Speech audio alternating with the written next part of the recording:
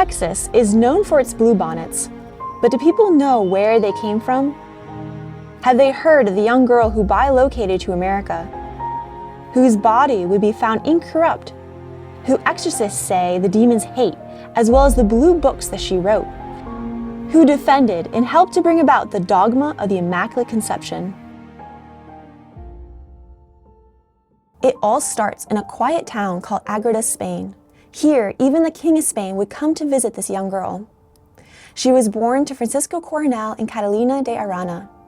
Her parents were exceedingly devout. Her mom would stay up late at night for 3 to 4 hours, praying with a skull before her face, meditating on death.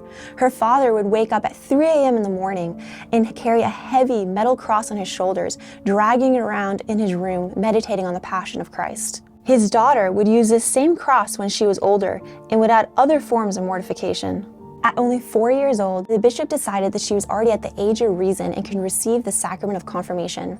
He was no ordinary bishop. He was actually the personal confessor of Teresa of Avila in her last year of life. He would also go on to write her biography, and he was also related to St. John of the Cross. A few years later, Venerable Mary started school, and very quickly she wasn't able to complete her studies because she fell ill, which would be a long line of illnesses through her whole life.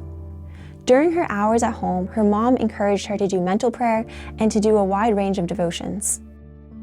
One day, her mom was in the Church of the Virgin de la Peña, in front of a crucifix now known as Christ of Counsel.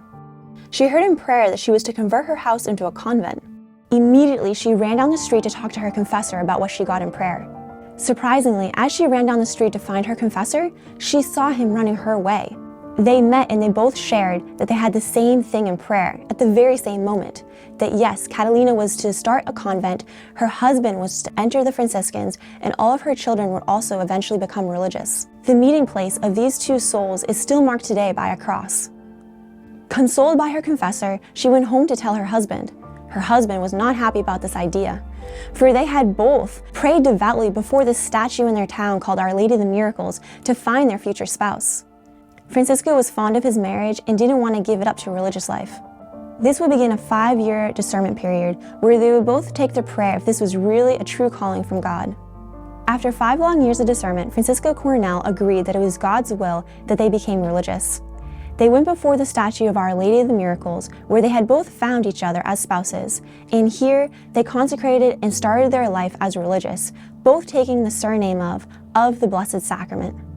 By this time, both of their sons had already entered religious life as Franciscans. Catalina wasn't going to found her own order, but she was going to take on the religious rule of the Conceptionists, a religious order that received their habit from the Virgin Mary herself.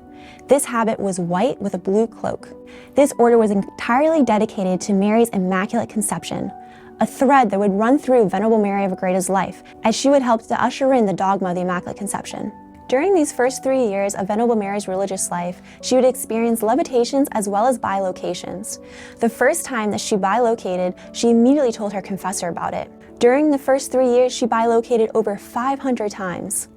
In these experiences, she saw various different native people, including a one-eyed chief. She taught them about the Catholic faith and how they needed to receive the sacrament of baptism to be saved. On one occasion, she even recalls bringing them physical rosaries to pray. From her experiences in this new land, she started to embroider her priest vestments mimicking what she saw. She would have detailed patterns that she saw the natives wearing, and she would also embroider plants and flowers that had never been seen in Spain before. 3 years into these bilocations, her confessor told her to start praying for these experiences to go away. She told the natives that she wouldn't be able to visit them anymore and that they really needed to go find priests to give them the sacraments. It turns out that the natives that she was talking to were called the Humano Indians, living in what is now called San Angelo, Texas.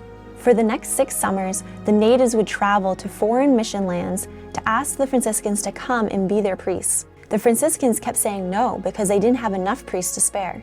During this time, Venerable Mary turned 24 years old, and it was during this age that she felt greatly ill. She was so sick that many were fearing that she might die. There was a miraculous statue in their town called Our Lady of the Martyrs. Venerable Mary asked for the statue to be brought by her bedside so that she could pray for a miraculous cure. Her prayer was answered, and in front of the statue of Our Lady of the Martyrs, Venerable Mary was miraculously brought back to good health. In thanksgiving, Venerable Mary created a beautiful garment for this statue that can still be seen today. She also wrote the Litany to Our Lady that very same night. She says that when she was cured, she felt a profound calling within her to write down the hidden life of the Virgin Mary. Her guardian angel told her that her life was spared because she had a mission. This mission was to write down the life of the Virgin Mary. The next year, when she was only 25 years old, her community elected her to be abbess. This was out of the ordinary because normally abbesses were around 40 years old. They had to get written permission from Pope Urban VIII to grant this request. Venerable Mary did not see herself worthy and ran to the Virgin Mary in prayer, asking for help in this situation. Mary heard her cries and assured her that she would help her to be a good and holy abbess. But she also told her, now for the first time verbally, that she was to write down Mary's hidden life. Finally, when she was 27 years old, the Jumano Indians made their last trek across America to ask the Franciscan priest to come and baptize them. At this point, the Franciscan priests already heard of these miraculous stories of a lady in blue visiting natives. The Franciscans were more prepared and decided to ask them questions. They asked how they already knew about baptism and how they already knew certain elements of the faith. The natives responded that some lady in blue had been appearing to them and teaching them the faith. The natives also explained to the priests that wherever this lady in blue walked, blue flowers sprung up behind her cape. There was a picture of another Conceptionist nun. The natives pointed at it and said, "The lady wears this outfit, but she is much younger and more beautiful." The priests, surprised by this response, immediately decided to send some of their priests to this tribe. After many long days of travel, the priests came out to a clearing and they saw before them over 10,000 natives excited to greet them. The natives say that Venerable Mary was present that day and she helped prepare a beautiful cross decorated in flowers. Over 10,000 natives were baptized that day. That's over 3 times the amount that were baptized at Pentecost. News of this event spread quickly, and soon inquisitors in Spain wanted to start questioning Venerable Mary about these experiences. The Inquisition did not evaluate her yet, but that would come on later in life. When Venerable Mary was 35 years old, she finally sat down to start writing The Mystical City of God, which would be the story of the Virgin Mary's life. Within the first 20 days, she already completed one of the first books out of 8. Mary explained to Venerable Mary that through these books, souls would learn how to have union with God. The King of Spain heard of Venerable Mary at this time and wanted to seek her counsel. He actually traveled in person to talk with her. They spoke through a metal grill that still exists today. It was in this year that Venerable Mary shared one of her first books with the king. He would have one of the only other copies. In this first book, she wrote about Mary's Immaculate Conception. The king asked Venerable Mary to write to him and to give him counsel. This would begin a writing exchange of over 600 letters between the king and Venerable Mary.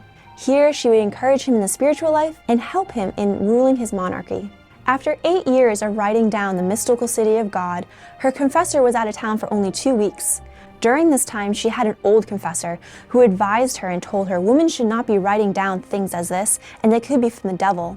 Under his guidance, she ended up burning all of her writings. When her confessor returned, he was extremely upset and told her to start writing from the beginning again. The king at this point had the only copy of Mystical City of God. He loved it so much that he told her he resolved to read about 2 hours of it every day. He also advised her that this would be a great book to publish so that other souls could also read it. Venerable Mary was terrified by this idea and didn't want any of her works to be published. She asked the king not to share his copy with anyone. There was a time period of 3 years where Venerable Mary asked for a sabbatical from her role as abbess. Each of the 3 years, she experienced what she called a mystical death. Her first year, which she called her first novitiate, or her first level of perfection, was focusing on imitation of Mary. In her next year, Mary showed her how to imitate Christ. And her third year was focusing on contemplation of the Trinity within her soul. After 3 years, she asked to continue with her sabbatical, but they told her they wanted her to return as abbess. After this deep advancement of prayer, on December 8, 1655, Venerable Mary sat down to begin writing from the start the Mystical City of God. This would be the completed works that we have in our hands today. Venerable Mary is known for her bilocations, her levitations, but she's also known for the great miracles that she did in her life and after her death. There is one miracle that happened that no one knew of until many years after her death. One day, Venerable Mary was praying in the lower choir. she heard two workmen bring in a chest and leave it at the back of the church. She went to the box and discovered that it was a coffin, and she realized that this soul had died in the state of mortal sin. She prayed fervently for God to renew life to this soul and that he may have a good holy confession and die in the state of grace. Through her prayers, this man came back to life and came out of the coffin. Upon seeing his face, she realized that it was none other than her actual biological brother. A priest arrived at the church and was able to hear his confession. After his absolution, he walked back to his coffin, raised his hands in the air, thanking his sister for this miraculous gift, and crawled back into his coffin and died. The two workmen miraculously appeared, lifted up the coffin, and exited the church. The priest, surprised by this experience, wrote down this encounter in his records. On May 24, 1665, Venerable Mary passed away. Many miraculous cures have come about because of Venerable Mary of Agreda, whether it was someone touching her rosary, touching her cloak, touching the coffin that she was buried in. Even more have received cures through praying novenas to her. After Our Lady of Lourdes and after the Immaculate Conception became a dogma, Venerable Mary's canonization has now come to the forefront again. It is in this era that we have great confidence that she may be canonized as a saint. Venerable Mary of Agreda's life is an example to us of how to have union with God. Her writings of mystical city of God opened the hidden life to us of Mary, with her son Jesus at infancy, through his life, and after his death. I encourage you, read the mystical city of God and pray to Venerable Mary of Agreda. Pray for her canonization and pray for her to help you grow in love of Mary.